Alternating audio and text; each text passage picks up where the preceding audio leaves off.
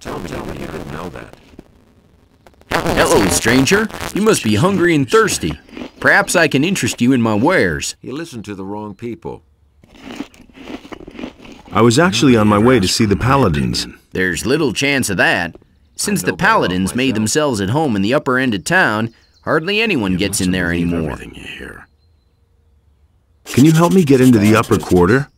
Me? Nah, I don't have much say here myself.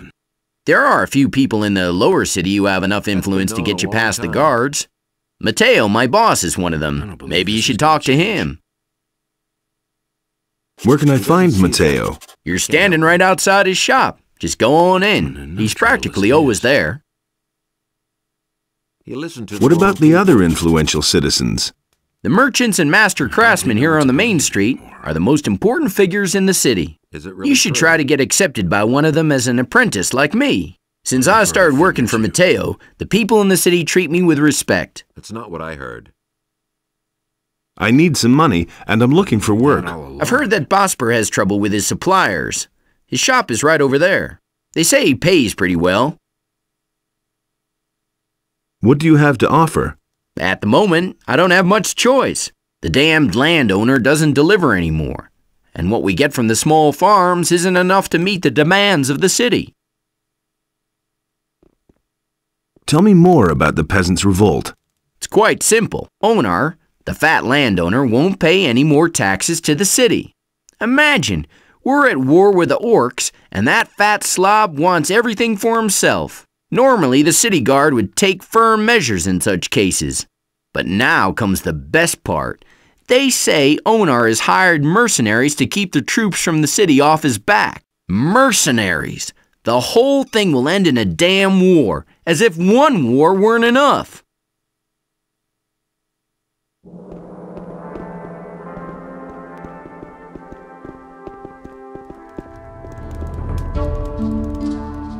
What can I do for you?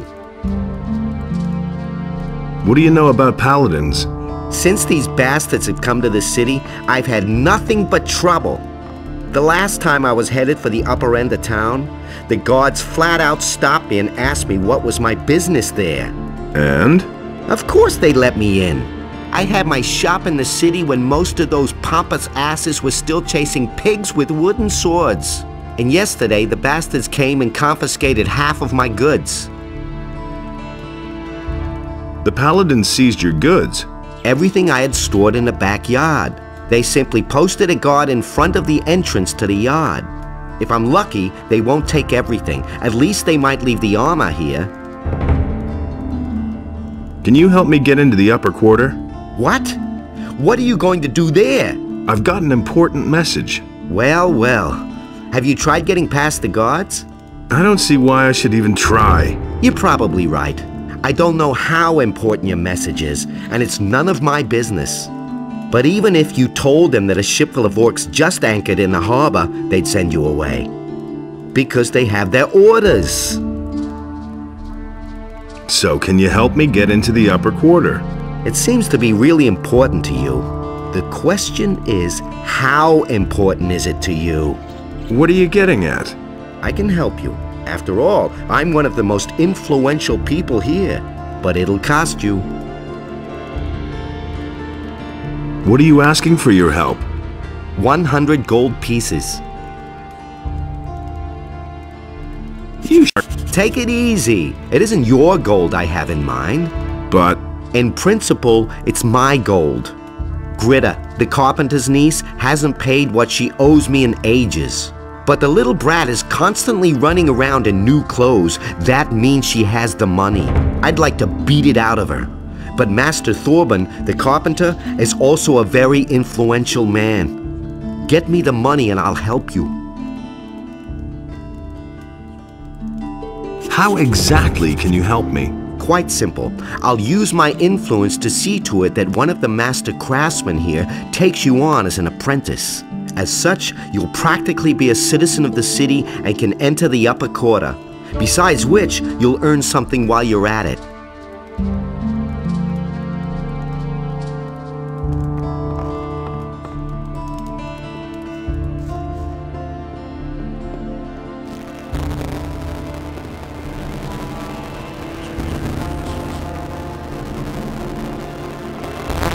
want, stranger? If you've come to beg, I must disappoint you. I am a poor widow. My name is Greta. Ever since my husband died, I have been running the household for my uncle Thorabin. Matteo sent me. You still owe him some gold. He wants his money? What for? The goods he delivered were flawed, bad fabric, and bad seams. And did you look at the colors? Those are not the colors I ordered. That's fraud, that is. Let me tell you, back when my husband was alive, he wouldn't have dared to do that. Oh, my poor husband. Cut it out. Where's the gold? But I don't have the gold. I'm only a poor widow. Then we'll simply sell a few of your togs.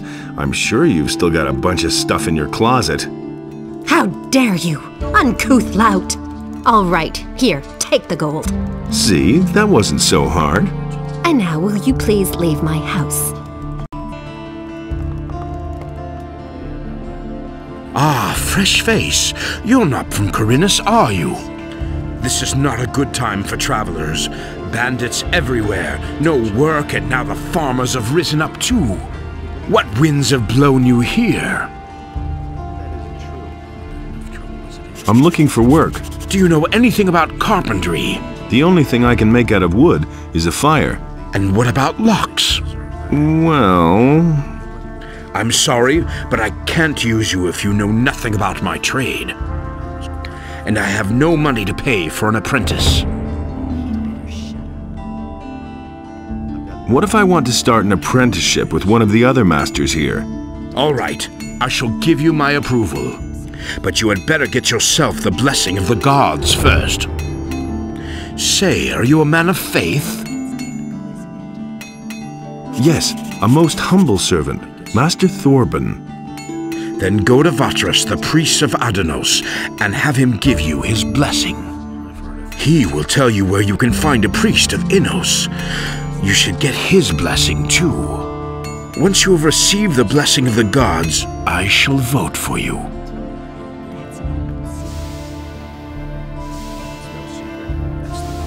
Have you had an apprentice before? Yes, and not too long ago. And what happened? His name is Elvrich. He's my nephew. I was quite pleased with him, actually, but one day he simply didn't show up for work. Where is Elvrich now? How would I know? He kept hanging around that filthy brothel by the harbor. I wouldn't be surprised if he's still warming the bed of some whore down there.